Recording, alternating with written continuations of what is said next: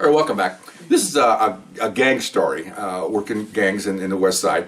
And I was assigned a female partner, and it's the first female partner I ever worked with, and I bitched and moaned about her. I didn't want her, I'm a macho man, I'm the A+, A officer, I'm the top arrester. And then we started working together, and then a year later they took her from me, and I was all pissed off about that, okay, because you're a good partner. Oh my gosh, fantastic. Good lady, sharp, feminine, just everything you'd really want in a cop partner. Dynamite, okay? And so, we had 6 two-person units working in the night shift for gangs, six units, 12 officers.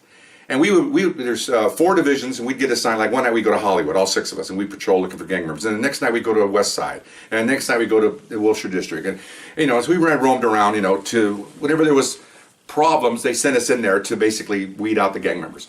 Well, she was the only lady working in this unit, okay? We had one lady in day shift, and she was a night shift. And, so consequently, any gang ladies that were detained or arrested, they would call her to come and search them, for narcotics, because they would hide them in our bras and all kinds of places.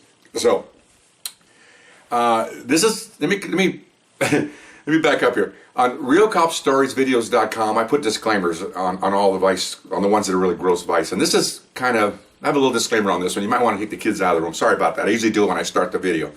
It's going to get a little funny here, okay, a little dicey. Okay, so anyway, women can hide things. Let me a few minutes before you take the kids out of the room. Okay, I hope you hurry up. Okay, women suspects can hide things in more places than men. You get my drift? They have a little enclosure where they can hide things. So that's why they call my partner to go do that. And so once she's in the station where we have these females with the gang units, sure enough, they see her. We're all in uniform.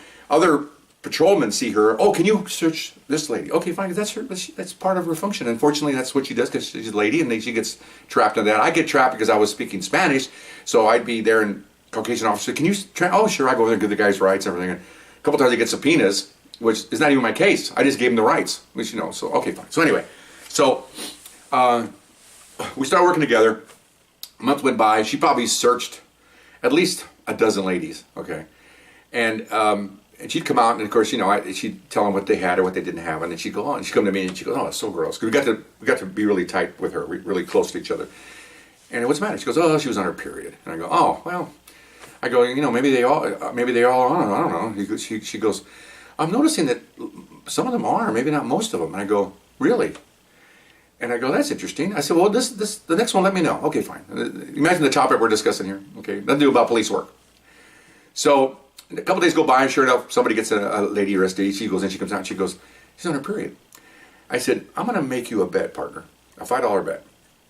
Let's do it for a month." She goes, "What?" I said, "I bet you that every female you arrest is on her period.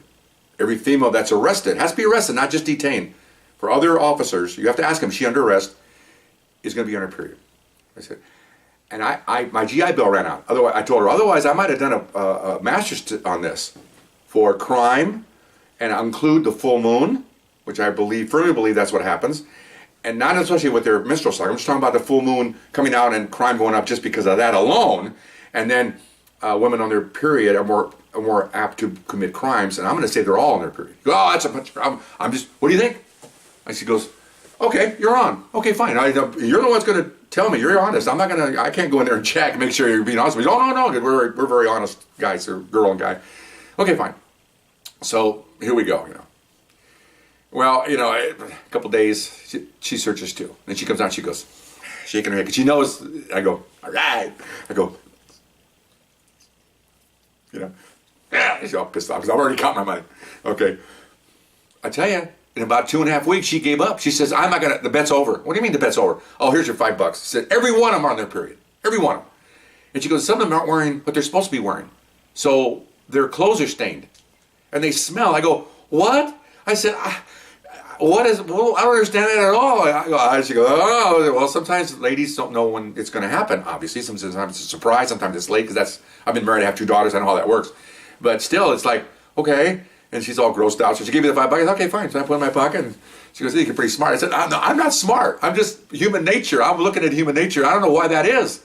Maybe because maybe it's a chemical thing where when they're on their period, they're more apt to have maybe shorter tempers. Maybe they're apt to be a little more violent. Who knows? That'd be a good thing to look into. You could actually talk to the ladies and maybe do a form and get a graph and see how it's done and see what they did and see, it's really weird. It's a weird phenomenon, but I won my bet, and I was just BSing. I thought I did something for fun and something to keep us interested. No, it worked out to be true as far as we know. She must have searched our gang ladies and also patrol ladies in the 2.5 weeks before she gave up.